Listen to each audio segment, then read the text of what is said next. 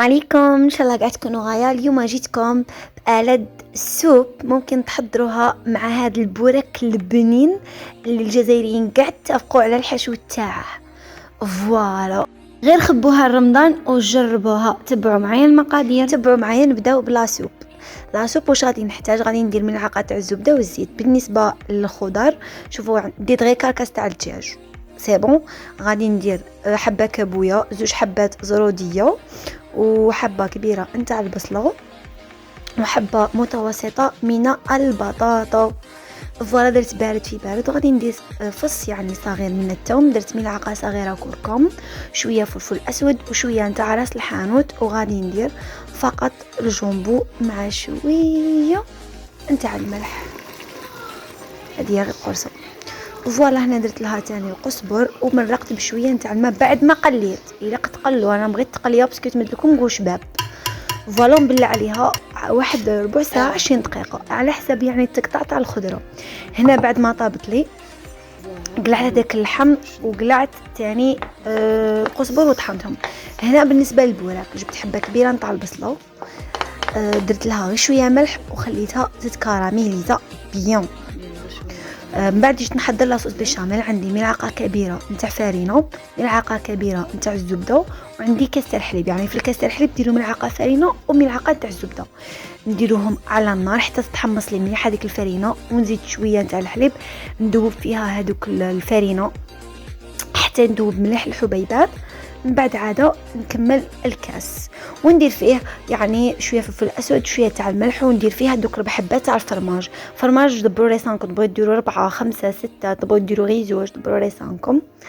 البصله بعد ما تكاراميليزات لي غادي نزيد لها هذاك هذاك الاخر البولي هاشي. تقدروا ديروا دانداشي ولا فيونداشي. درت لها شويه ملح وشويه نتاع توابل الشاورما. هنا شوف لاصوص بيشاميل، شفتوا شحال جات شابو؟ يعني نديروها شويه خفيفه. زدت لها شويه معدنوس، لكن عندكم زيتون مقطع خضر زيتوه. وغادي نزيد ايضا هذيك لاصوص بيشاميل اللي جات ليس. خلط بيان. شوفوا شحال جات معسله ومفرمجه. هاد الحشوه بنينه بالبزاف. بون، جبت ورقه تاعي تاع الديور. غادي نوريكم الطريقه، يعني طريقه سهله نضاري نوريها لكم. يعني تحكموا الديوله وتقسموها على 2 وسلامات بلا ما نوريكم المقص بلا والو. حكمت اذا باش نوريكم شكل مثلث. حكمت الديوله تاعي طويتها على 2 وغادي ندير الحشو جوست في لاكوتي كيما راكم تشوفوا. ونبلع الكوتي هذا. عاود نزيد من هنا، عاود نولي منه. يعني الصوره تعبر اكثر من اللي نتكلم. هذه هي. بون، راني كملت هنا كاع الكميه، بصح عاود قلت نزيد نوريكم الحبه التاليه باسكو كاين بزاف ناس يعني ما يعرفوش يديروا شكل مثلث. فوالا، بلا ما نتكلم الصوره تعبر. بالنسبه للزيت نقلوها على الزيت تكون حاميه. يعني كي نديروها في الزيت شوفوا دير هذا الصوت هذا الخط. هنا بعد ما قليتهم درتهم في بابي ابسوربون.